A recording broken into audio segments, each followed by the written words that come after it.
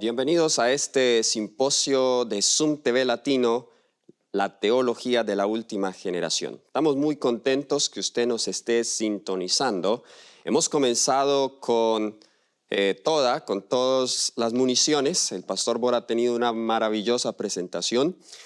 Y en esta ocasión vamos a hablar de un tema. En realidad este tema tiene dos partes. Es titulado Consumado es. Esta es la primera parte. Y en este tema queremos dar una perspectiva general de los asuntos que están en juego en el gran conflicto, y de manera especial nos vamos a centrar en la frase consumado es que Jesús dijo al morir.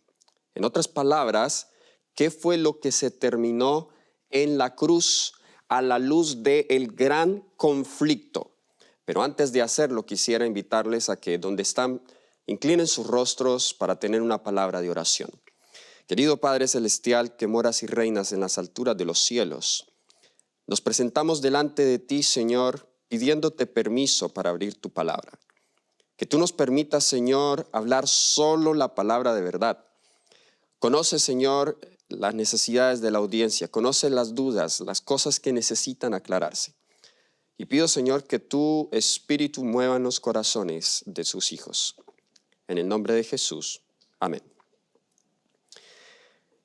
Quisiera que vayamos entonces al texto que va a ser nuestro versículo de estudio en estos dos temas, el cual encontramos en el Evangelio según San Juan, el capítulo 19, el versículo 30. El Evangelio según San Juan, el capítulo 19, versículo 30, nos dice: cuando Jesús hubo tomado el vinagre, dijo: consumado es, y habiendo inclinado la cabeza, entregó el Espíritu. Estas fueron las últimas palabras de Jesús mientras colgaba en la cruz. Con estas palabras Jesús selló su sacrificio por nosotros.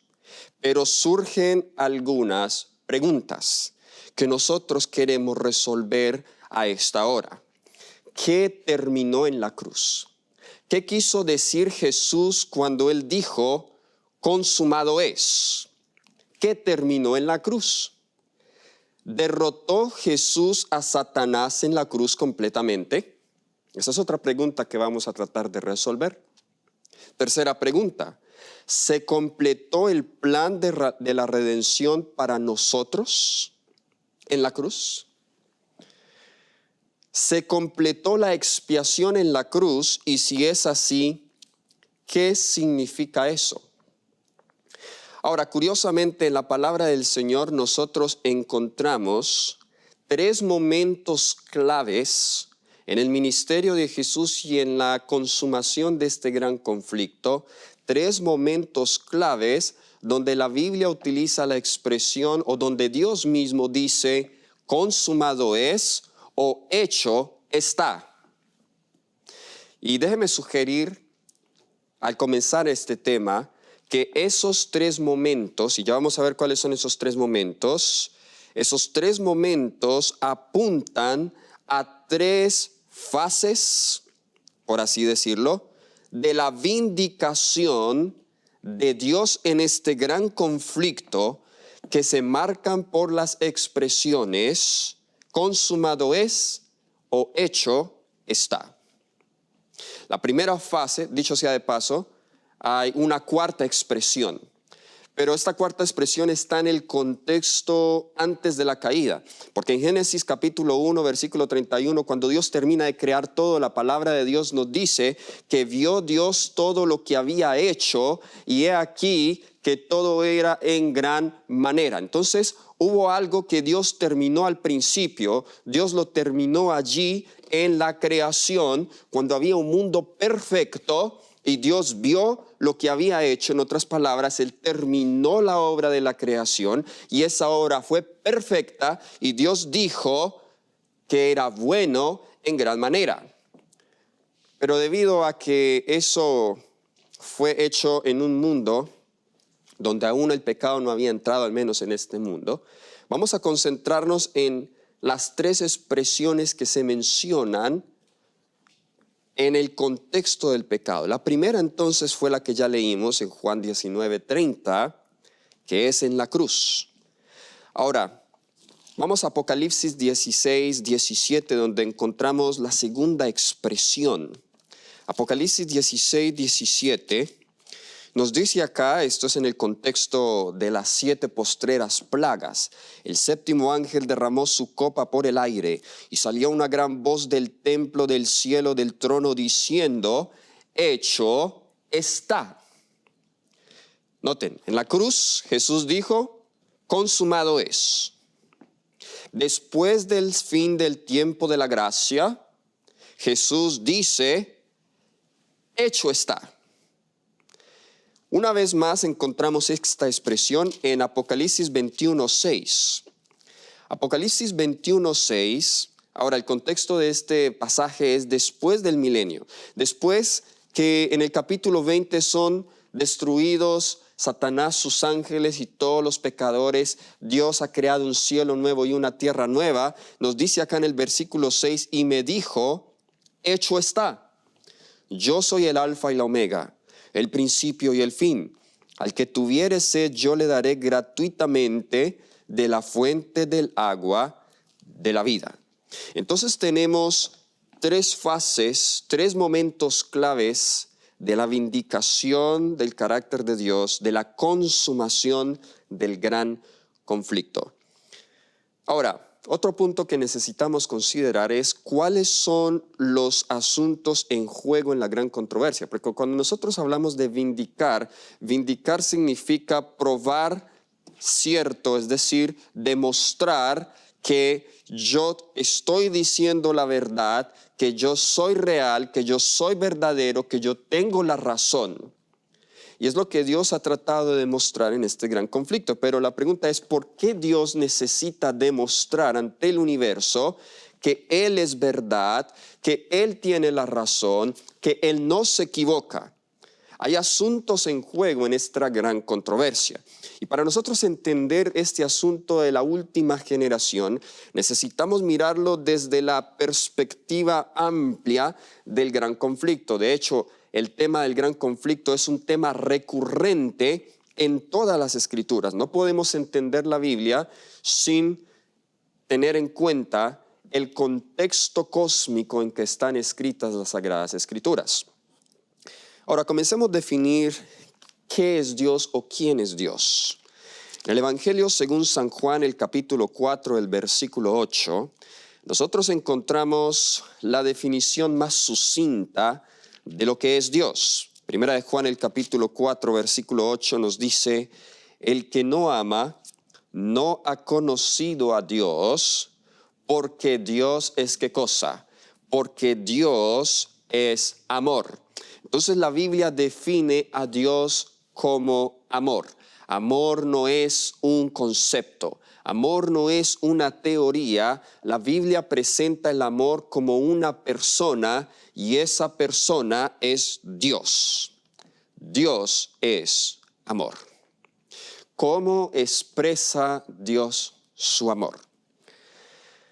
En el Evangelio según San Mateo, el capítulo 22, versículos 36 al 40, San Mateo, el capítulo 22, el versículo 36 al 40, nosotros encontramos una pregunta que se le hace a Jesús. Esta pregunta se la hace un intérprete de la ley.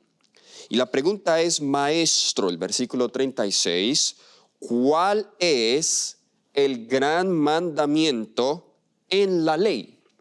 Noten qué pregunta tan importante.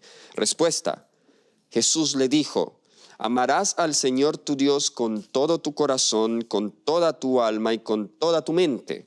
Este es el primero y grande mandamiento. Y el segundo es semejante: amarás a tu prójimo como a ti mismo. De estos 2 mandamientos depende toda la ley y los profetas.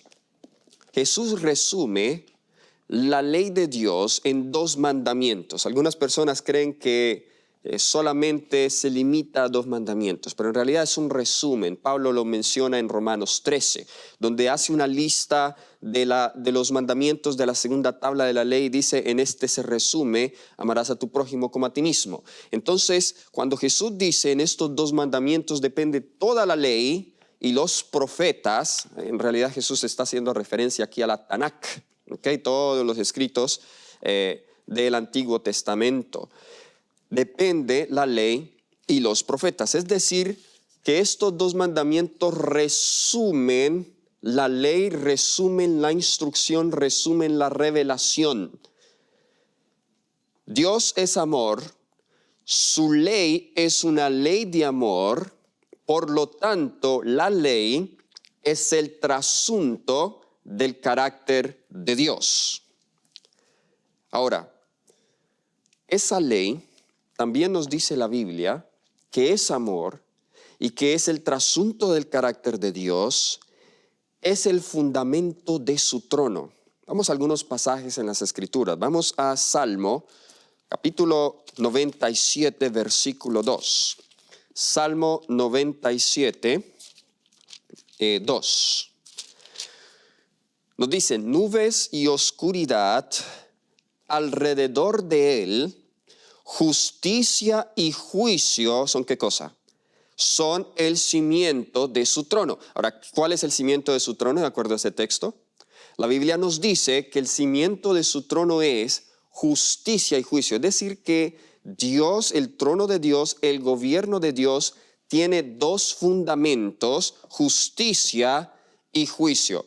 Entonces, para poder saber qué es justicia y juicio, necesitamos ir a otro pasaje, para poder ir y ser más detallados en esto. Salmo 119, versículo 172, un texto muy conocido. Salmo 119, 172 nos dice, hablará mi lengua tus dichos, porque todos tus mandamientos son ¿qué? Son justicia. Entonces, los mandamientos son justicia, y el trono de Dios dice que tiene la justicia como su fundamento. Entonces, ¿cuál es el fundamento del gobierno de Dios o del trono de Dios? Es la ley. En otras palabras, no puede existir trono sin fundamento, no puede existir trono sin ley. Qué interesante que cuando Satanás se revela en el cielo, lo que quiere hacer es destronar a Dios. Y esto es un punto muy importante. Vamos al libro de Isaías. Y vamos a ver, el espíritu de profecía lo dice muy claramente, pero también necesitamos saber y tratar de definir esto solo con la Biblia. Y note lo que nos dice el libro de Isaías, el capítulo 14, versículos 12 al 14. Isaías 14, versículos 12 al 14, pasaje muy conocido. Dice, ¿cómo caíste del cielo, oh lucero, hijo de la mañana? Cortado fuiste por tierra, tú que debilitabas a las naciones. Ahora noten el versículo 13. Tú que decías en tu corazón, subiré al cielo en lo alto, junto a las estrellas levantaré, ¿qué? Mi trono, dice, y en el monte del testimonio me sentaré a los lados del norte. De nuevo, ¿por qué se le llamará el monte del testimonio? Porque allí es donde está el trono de Dios y ese testimonio son su santa ley. Ahora, notemos lo siguiente. Si el fundamento del trono de Dios es justicia y juicio, y si nos dice la palabra de Dios que Satanás quería establecer su trono, eso implica entonces que Satanás quería establecer una nueva ley. ¿Están conmigo? Porque la existencia del trono de Dios indica la existencia de la ley de Dios. Y al Satanás tratar de establecer su propio trono y quitar a Dios de su trono, en otras palabras, Satanás intentó hacer un golpe de estado. Satanás entonces quiso colocar una nueva ley. En otras palabras, Satanás desafió la ley de Dios.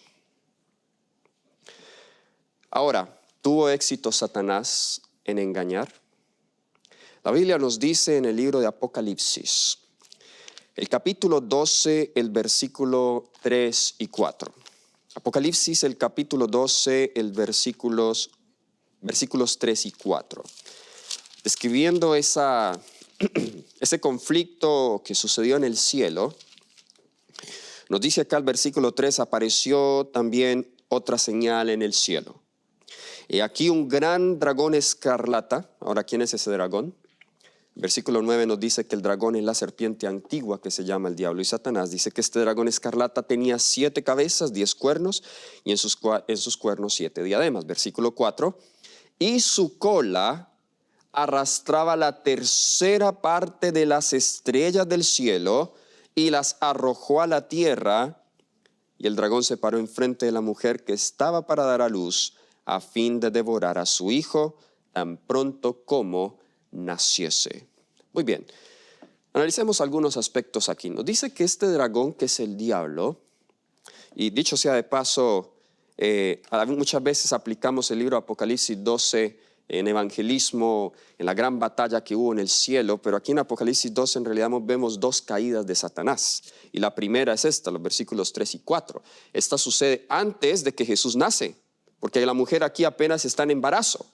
Pero luego tenemos otra caída, que es del versículo 7 hasta el versículo 12, donde Satanás es expulsado del todo del cielo, ya no tiene más acceso, y ahora desciende acá a esta tierra con grande ira, sabiendo que le queda poco tiempo.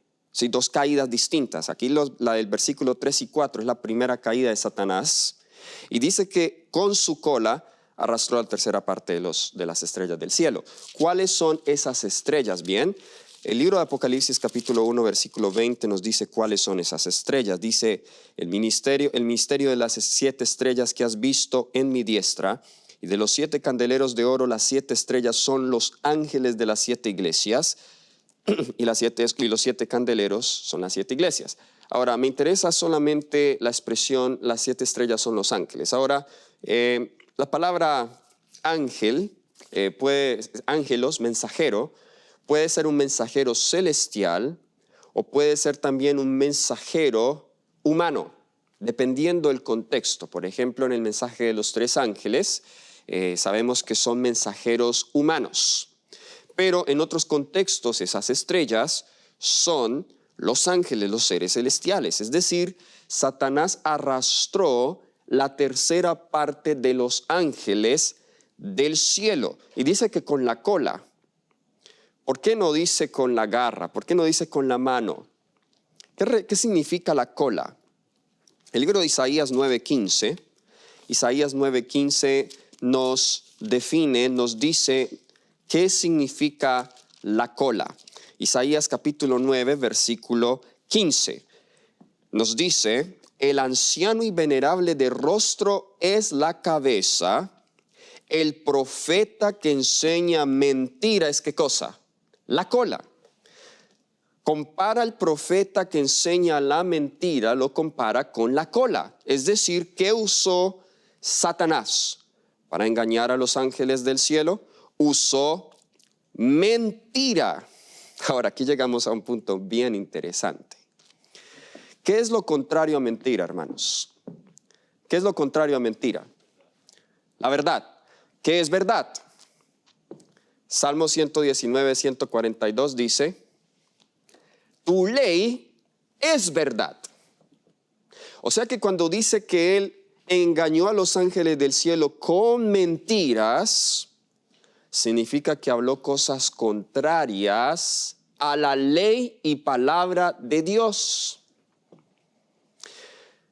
Juan 17:17 dice: santifícalos en tu verdad, tu palabra es verdad. Ahora me estoy tomando el tiempo acá para mostrarles cuáles son los asuntos que están en el gran conflicto, porque no podemos entender lo que pasó en la cruz, no podemos entender lo que pasará después de que cierre la gracia, cuando estemos viviendo durante el periodo del tiempo de angustia, sin entender lo que está en juego en el universo. Ahora, para tener una idea más clara de las mentiras que usó Satanás, podemos ir allí al jardín del Edén, y por falta de tiempo no voy a leer todo esto en detalle, pero podemos estudiar la forma en cómo el diablo engañó a Eva. allí en Génesis 3 del 1 al 5, como dije, no voy a leerlo en detalle, solamente voy a resaltar algunos puntos. Las mismas mentiras que Satanás usó con Eva son las mismas mentiras que el diablo utilizó con los ángeles del cielo. Por ejemplo, el diablo le dijo a Eva en el versículo 4, la serpiente le dijo a la mujer, no moriréis, y el versículo 5 dice, sino que sabe Dios que el día que comáis de él serán abiertos vuestros ojos y seréis como Dios sabiendo el bien y el mal. Noten eso, seréis como Dios. ¿Qué sugirió Satanás allí? Satanás estaba sugiriendo que, usted no lo va a ver explícito, pero usted tiene que estudiar el pasaje bien en detalle. Si Satanás estaba diciendo seréis como Dios, entonces surge la pregunta, si al comer del árbol podíamos ser como Dios, ¿por qué Dios entonces nos prohibió comerlo? Es posible que Dios no quería tener rivales. Es posible que Dios no quería tener competencia y es que simplemente es un Dios autoritario y por eso Dios no quiere que nosotros comamos de ese árbol. En otras palabras, lo que la serpiente sugiere es que presenta a Dios como mentiroso, como alguien que solo desea completa autoridad sin tener ningún rival. Por eso le prohibió que comiera del árbol. Esa es una de las mentiras que hizo. Otra mentira es que Dios y su ley no tienen en cuenta el bienestar y los intereses de sus criaturas. Porque si eso era algo bueno, como la serpiente se lo presenta a Eva, y porque Dios lo prohíbe, significa que Dios no le interesa mi bienestar y mi interés. La serpiente también le hizo creer a Eva que habían beneficios en la desobediencia y que había ganancia. No nos engaña la serpiente hoy así cuando nos hace caer en pecado. Una pregunta, ¿por qué una persona cae en pecado? Aún sabiendo que es pecado. Porque nos creemos la mentira del diablo que al pecar hay ganancia, que al pecar hay beneficios, que al pecar hay gozo, hay felicidad y hay placer. Y le creemos esa mentira al diablo. De hecho, la palabra diablo, que se utiliza allí en Apocalipsis 12, el capítulo del gran conflicto, Jesús también la utiliza en Juan 8:44, cuando le dice a los judíos, vosotros sois de vuestro padre el diablo. En el griego es la palabra diabolos, que significa calumniador. Y por eso Jesús le llama el padre de la mentira. Y el diablo como calumniador, vemos por ejemplo en el libro de Job, y no voy a entrar en detalles porque el pastor Bor va a tener una presentación bien detallada del gran conflicto a la luz del libro de Job. Pero aquí vemos en el libro de Job que el diablo, el calumniador, está desafiando el juicio de Dios sobre el carácter de Job. En otras palabras, el diablo le dice a Dios, no se puede obedecer, no hay tal cosa con que un ser humano pueda obedecer, a menos que hayan razones egoístas. Y la acusación del diablo a Job es que Job obedecía a Dios porque era egoísta, porque Dios lo estaba bendiciendo. Y por eso el diablo le dice, si tú le quitas todo, te va a maldecir en la cara. Y Dios aceptó el desafío. Y luego sabemos la historia, el diablo le quitó todo, Dios se lo permitió. Y ahora, de nuevo, hay una conversación entre Dios y el diablo. Y Dios le dice, mira, él ha permanecido fiel. Y ahora el diablo lo desafía y le dice, bueno, piel por piel. En otras palabras, él te sigue adorando es porque tú le das salud. Y Dios le dijo, muy bien, acepto el desafío. Todo esto nos muestra que las acusaciones del diablo tienen que ver con la ley de Dios, ¿ok? Tiene que ver con su carácter. Y vamos entonces a resumir cuáles fueron esas acusaciones. El diablo acusa a Dios de que no es amor, de que tiene una ley arbitraria, de que no se preocupa por el interés y el bienestar de sus criaturas, que su ley es imposible que se obedezca, por ende se necesita una nueva ley y un nuevo gobierno. Déjenme leerles una cita que encontramos en Patriarcas y Profetas en la página 15. Es una cita un poco larga, solamente voy a leer la primera parte, que es la que más me interesa. Patriarcas y Profetas, página 15, dice: Lucifer comenzó insinuando dudas acerca de las leyes que gobernaban a los seres celestiales. ¿Qué comenzó a insinuar? Dudas, sugiriendo que aunque las leyes fueran necesarias para los habitantes de los mundos, los ángeles, siendo más elevados, no necesitaban semejantes restricciones porque su propia sabiduría bastaba para guiarlos. Esto es importante. Dice que comenzó a sugerir dudas acerca de las leyes y a decir: somos suficientes sin la ley de Dios. Ellos no eran seres que pudieran acarrear deshonra a Dios. Todos sus pensamientos eran santos y errar era tan imposible para ellos como para el mismo Dios. A ver, si usted dice que usted no puede errar, usted está diciendo que usted es ¿qué? Que usted es Dios. Porque el único que no se equivoca. Esto es importante, que también se va a compartir un tema de esto en cuanto a qué es perfección. Porque la palabra perfección tiene bastantes o diferentes matices en las Sagradas Escrituras.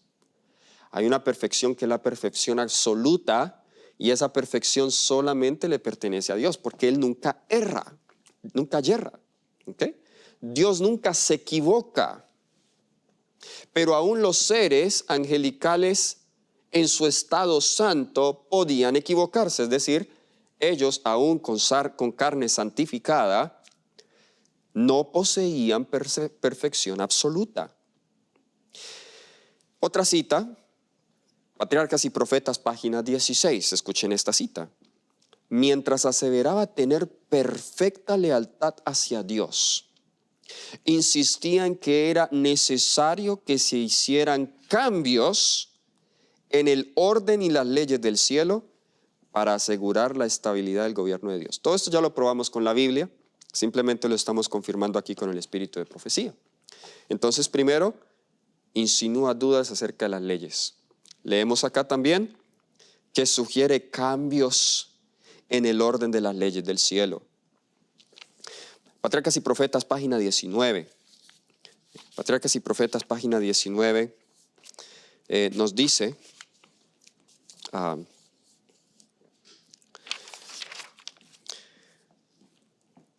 acá: Dios permitió que Satanás continuara con su obra hasta que el espíritu de desafecto se transformó en una activa rebelión.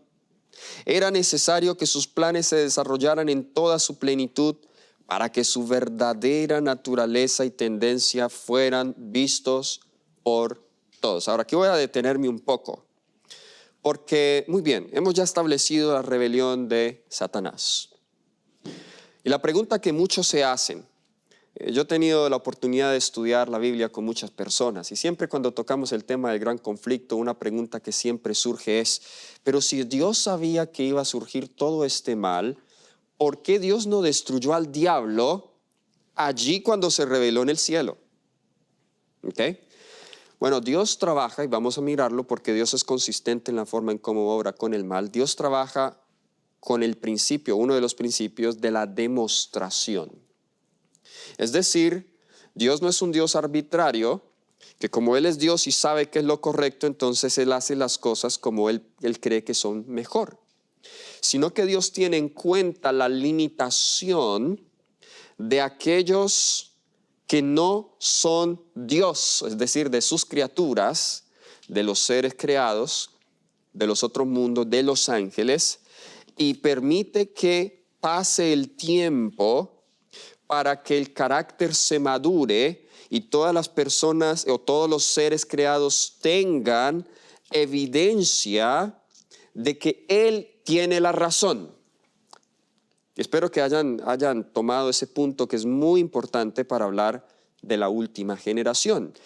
Dios pudo haber destruido al diablo, pero dice acá que Dios permitió que Satanás continuara su obra hasta que el espíritu de desafecto se transformó en activa rebelión.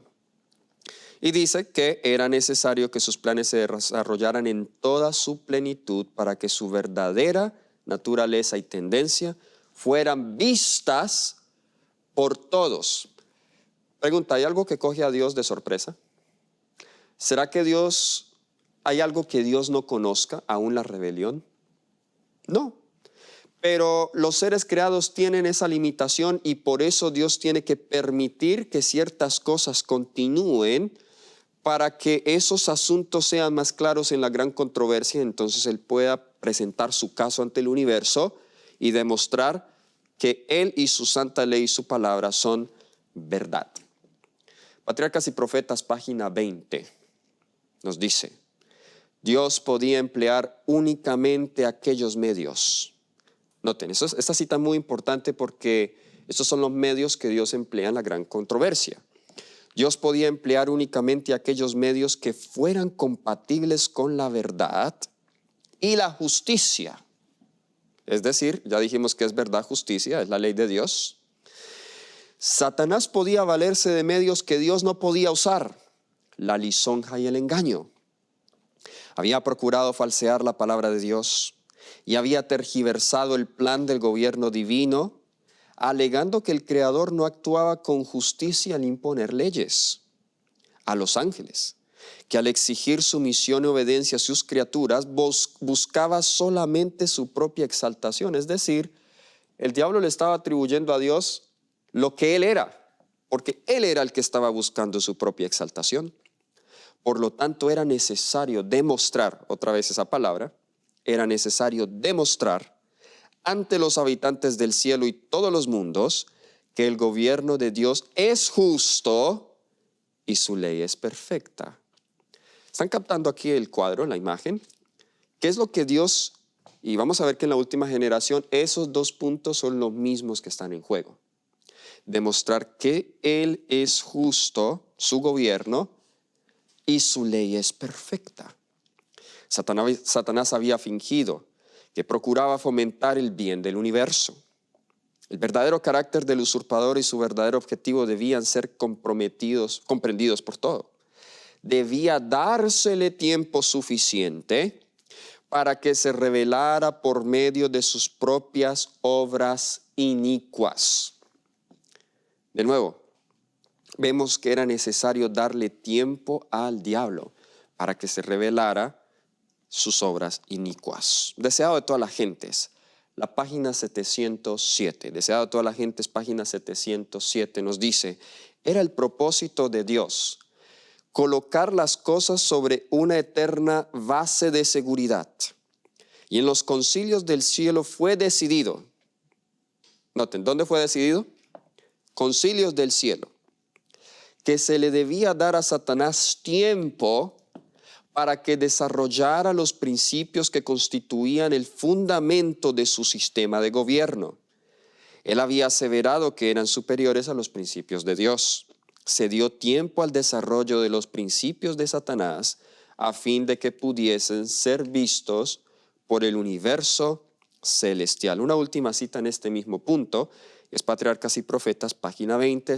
Solamente resalto algunas frases. Dice: aun cuando Satanás fue arrojado del cielo, la sabiduría infinita no lo aniquiló. Puesto que solo el servicio inspirado por el amor fue aceptable para Dios, la lealtad de sus criaturas debe basarse en la convicción de que Él es justo y misericordioso. El mismo punto. Más adelante dice: no podían ellos discernir la justicia de Dios en la destrucción de Satanás. Quizá hubiesen pensado: bien, de pronto el diablo tenía razón y Dios temió tener un rival y lo destruyó. No quiero yo adorar a ese tipo de Dios. Los seres no caídos no podían haber discernido la justicia de Dios en la destrucción de Satanás. Si se le hubiera suprimido inmediatamente, algunos habrían servido a Dios por temor más bien que por amor. Luego nos dice acá: la influencia del engañador no habría sido anulada totalmente, ni se habría extirpado por completo el espíritu de rebelión. Para el bien del universo entero, a través de los siglos sin fin, era necesario que Satanás desarrollara más ampliamente sus principios para que todos los seres creados pudieran reconocer la naturaleza de sus acusaciones contra el gobierno divino y para que la justicia y la misericordia de Dios y la inmutabilidad de su ley quedasen establecidos para siempre. A ver, déjeme proponer algo entonces. ¿Cuándo entonces es que Dios podrá aniquilar completamente al diablo, al pecado? O al diablo, vamos a hablar del diablo aquí. Cuando la inmutabilidad de su ley queden establecidas para siempre. Es decir, que solo cuando el carácter de Dios quede completamente claro y revelado al universo entero, entonces la obra de la redención habrá consumado y Dios entonces podrá establecer su reino eterno de paz y de justicia. Vemos entonces en esta cita que todos los seres creados necesitan reconocer la misericordia y la justicia de Dios y la inmutabilidad de su ley. Y yo quisiera agrupar a todos los seres creados en tres grupos. El primer grupo son los seres angelicales y los habitantes de los mundos no caídos. El segundo grupo son los seres humanos. Y el tercer grupo es Satanás, sus ángeles y los perdidos. Porque aunque se pierdan, también son seres creados. Y aunque ellos hayan rechazado la misericordia y la justicia de Dios, ellos necesitan, aún en el rechazo, convencerse de esa misericordia y justicia de Dios.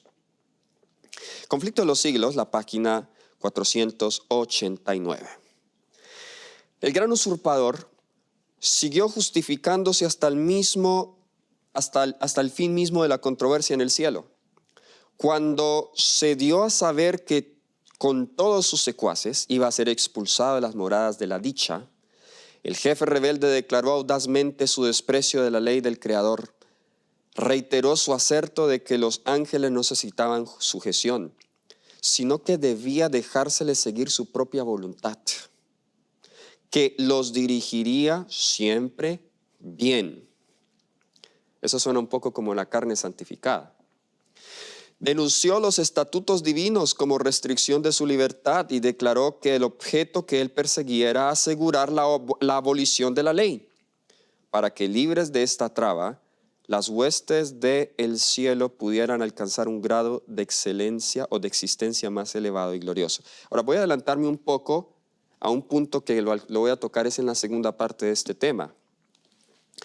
Si el gran conflicto tiene que ver con la ley de Dios, ¿okay? Y los seres celestiales tuvieron su prueba allá en la rebelión, si iban a escoger a Dios o no iban a escoger a Dios, y cuando cada ángel había tomado su decisión del lado de Satanás y del lado de Dios, entonces cuando eso ocurrió, Satanás y sus ángeles fueron expulsados. No fueron expulsados antes de que todos hubiesen tomado su decisión. De la misma manera, hay una prueba, y esta prueba cada ser humano en diferentes periodos de la historia ha sido probado de manera individual y local, pero ¿qué hace y por qué hablamos de una última generación? Esta última generación va a ser particular por varios detalles, y un detalle es que esta generación va a vivir en un tiempo cuando la prueba por la fidelidad a la ley de Dios va a ser universal, es decir, mundial.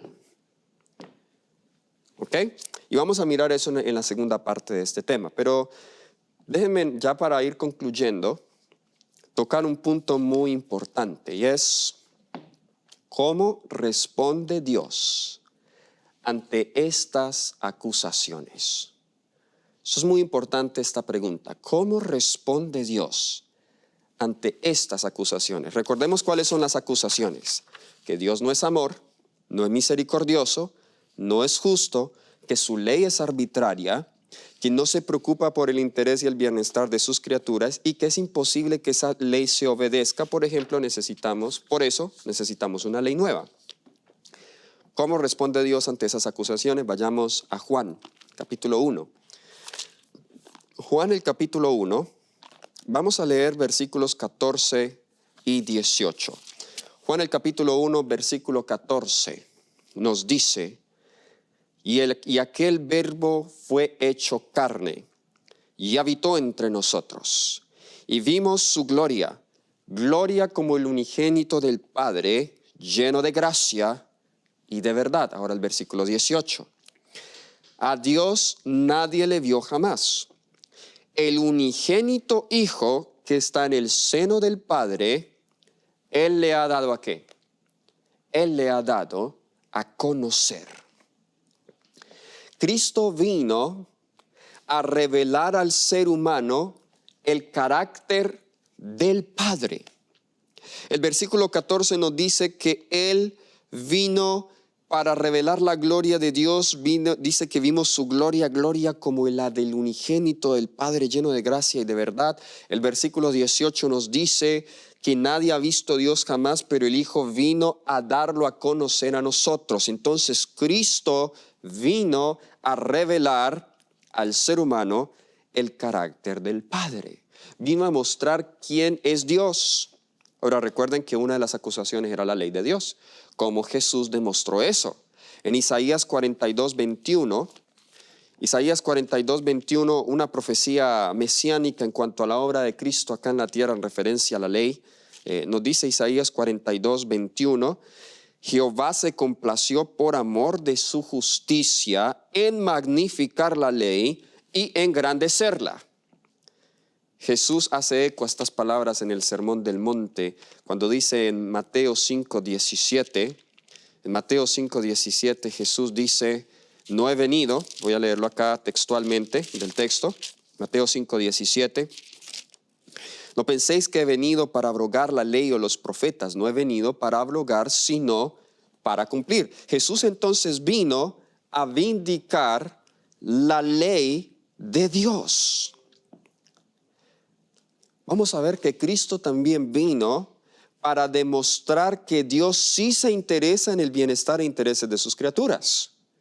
Vemos a Jesús repetidamente sanando, haciendo milagros, resucitando, de esa manera demostrando que en realidad Él sí se interesa por el bienestar de sus criaturas. Fue el diablo quien vino a destruir, a matar, pero Jesús vino a dar vida. Vamos a leer en Juan 10:10. Noten el contraste, lo que Jesús viene a demostrar en contraste con las obras del diablo. Nos dice el ladrón aquí es el diablo, no viene sino para hurtar, matar y destruir. Pero yo he venido para que tengan vida y para que la tengan ¿cómo? En abundancia. Jesús vino para darnos plenitud de vida. En Lucas 19:10 también leemos, Lucas 19:10. Nos dice aquí, porque el Hijo del Hombre vino a buscar y a salvar lo que se había perdido. De nuevo vemos, el propósito de Jesús vino para salvar al ser humano, para restaurarlo. En Lucas 9:56 también leemos, Lucas capítulo 9, versículo 56. Nos dice, porque el Hijo del Hombre no ha venido para perder las almas de los hombres, sino para salvarlas. Otra vez más, vemos el mismo concepto. En Lucas 4, cuando Jesús anunció su misión mesiánica, Lucas 4, 18 al 21, también leemos acá, el Espíritu del Señor está sobre mí, por cuanto me he ungido para dar buenas nuevas a los pobres. Me ha enviado a sanar a los quebrantados de corazón, a pregonar libertad a los cautivos y vista a los ciegos, a poner en libertad a los oprimidos. Y luego en el versículo 21 Jesús dice, hoy se ha cumplido esta escritura delante de vosotros. Estos solamente son unos pocos ejemplos que demuestran que Cristo vino para demostrar que Dios sí se interesa por el bienestar e intereses de sus criaturas. Cristo vino, ahora este punto es importante, Cristo vino para demostrar el carácter de Dios de una manera más completa. Es decir, la mayor vindicación del carácter de Dios, como lo vamos a ver acá, fue la que Jesús hizo mientras estuvo en la tierra. En Romanos, vamos a Romanos. capítulo 3, versículo 25. Romanos el capítulo 3, el versículo 25. Nos dice acá la palabra del Señor, a quien Dios puso como propiciación por medio de la fe en su sangre, para manifestar su justicia a causa de haber pasado por alto en su paciencia los pecados pasados. Noten que dice que Dios colocó a Jesús como propiciación para manifestar, dice acá, su justicia. También Romanos, el capítulo 5, versículo 8, nos dice, mas Dios muestra su amor para con nosotros. ¿Cómo lo muestra? ¿Cómo muestra Dios su amor? En que siendo aún pecadores, Cristo murió por nosotros. Entonces Cristo vino a demostrar el carácter de amor de Dios de una manera completa, no solamente en la cruz, porque a veces solamente nos centramos en la cruz y la cruz, allí se consuma el sacrificio de Cristo por nosotros, se hace una provisión completa para el perdón de los pecados. Noten, dije, una provisión completa, pero también su vida es una manifestación de la justicia de Dios. ¿Saben qué más hizo Jesús en la cruz? Nos dice en Colosenses capítulo 2, versículos 14 y 15. Colosenses capítulo 2, versículos 14 y 15. Anulando el acta de los decretos que había contra nosotros, que nos era contraria, quitándola de en medio y clavándola en la cruz. Algunos dicen que esa es la ley de Dios, pero ¿cómo? Si la ley de Dios es la que está en juego, ¿cómo Él ahora va a venir a quitarla? Eso sería darle la razón al diablo. Oye, como tú como que tienes razón, quitemos la ley porque ya no sirve. Eso sería incongruente con el tema del gran conflicto que estamos hablando. Ahora, versículo 15 dice, y despojando a los principados y las potestades. Ahora, ¿quiénes son los principados y las potestades? Diablo y sus ángeles. Los exhibió públicamente, triunfando sobre ellos en la cruz. ¿Qué hizo en la cruz? En la cruz, Cristo expuso abierta y completamente al diablo, a sus mentiras, a su rebelión. Ahí en Hebreos 2:14 también nos dice, Hebreos el capítulo 2 y el versículo 14, así que por cuanto los hijos participaron de carne y sangre, Él también participó de lo mismo para destruir por medio de la muerte al que tenía el imperio de la muerte, esto es, al diablo. Así que hay una fase o hay una vindicación que ocurre en la vida de Jesús y que ocurre en la cruz. Nos dice conflicto de los siglos, la página 491. Así que en la cruz, número 1, queda expuesto el carácter de Satanás y sus verdaderos motivos. Conflicto de los siglos, página 491 nos dice, al echar a Satanás del cielo, Dios hizo patente su justicia y mantuvo el honor de su trono. ¿Okay? Pero cuando el hombre pecó cediendo a las seducciones del espíritu apóstata, Dios dio una prueba de su amor consintiendo que su Hijo unigénito muriese por la raza caída. Y luego resalto esta siguiente oración. El carácter de Dios se pone de manifiesto en el sacrificio expiatorio de Cristo. El poderoso argumento de la cruz demuestra, de nuevo la palabra clave, demostrar, demuestra a todo el universo que el gobierno de Dios no era de ninguna manera responsable del cambio del pecado que Lucifer había escogido. Ahora, esta cita es muy diciente porque esta cita nos habla el poderoso argumento de la cruz. Ahora, algunos usan esta cita para decir que ya no se necesita nada más. Por eso estamos aquí tratando de construir el caso, ¿bien?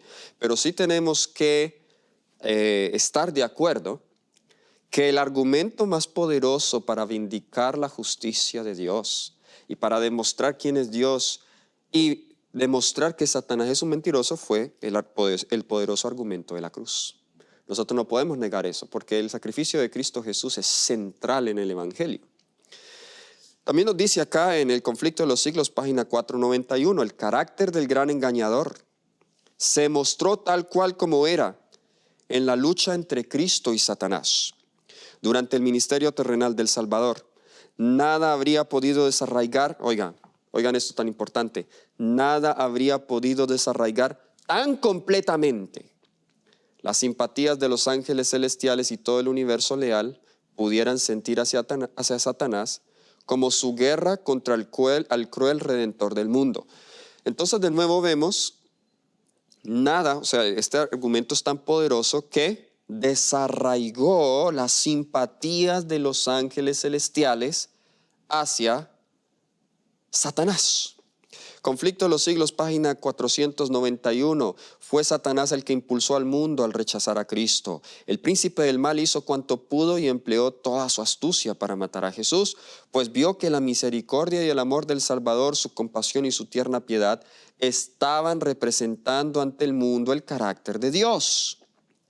Los fuegos concentrados de la envidia y la malicia, del odio y la venganza, estallaron en el Calvario contra el Hijo de Dios, mientras el cielo miraba con silencioso horror. De nuevo, ¿por qué el diablo atacó a Jesús con tanto odio? Porque vio que Jesús estaba representando ante el mundo el carácter de Dios. Él odia que se revele el carácter de Dios. Conflicto de los Siglos, también página 491, dice: consumado ya el sacrificio, el gran sacrificio, Cristo subió al cielo, rehusando la adoración de los ángeles. En la siguiente página 492 nos dice: entonces fue cuando la culpabilidad de Satanás se destacó con toda desnudez. ¿Qué más pasó en la cruz? Dice que Satanás, su culpabilidad se destacó con toda desnudez. Otra cita en la misma página 492, siguiente párrafo, dice: los falsos cargos de Satanás contra el carácter del gobierno divino aparecieron en su verdadera luz. Él había acusado a Dios de buscar tan solo su propia exaltación con las exigencias de sumisión y obediencia por parte de sus criaturas. Y había declarado que mientras el Creador exigía que todos se negasen a sí mismos, él mismo no practicaba la abnegación ni hacía sacrificio alguno. Esa fue una acusación. Tú, Dios, exiges servicio, pero tú no eres abnegado. Tú no te preocupas por nosotros ni practicas la abnegación. Pues Dios, para responder ese argumento, envía a su Hijo a que muera de la muerte más humillante, la muerte de la cruz. Nos dice el deseado de toda la gente, es página 709, estaba roto el último vínculo de la simpatía entre Satanás y el mundo celestial. Así que en la cruz queda expuesto el carácter de Satanás y sus verdaderos motivos. En la cruz también queda revelada la justicia de Dios, su sabiduría y su bondad. En el siguiente tema vamos a estar mirando, y tengo todavía algunas citas en cuanto a qué más se revela en la cruz, pero vamos a mirar si es que esa revelación fue tan perfecta y completa, ¿por qué el diablo no fue destruido en la cruz? ¿Okay? Esa es una pregunta muy importante, porque si esa revelación fue tan completa como lo hemos leído, fue tan perfecta y fue tan poderosa, ¿por qué el diablo no fue destruido en la cruz? Quédate con nosotros y en la siguiente parte nosotros estaremos mirando cómo la última generación encaja en este gran conflicto entre el bien y el mal y en la demostración de la justicia de Dios. Hasta la próxima. Dios te bendiga.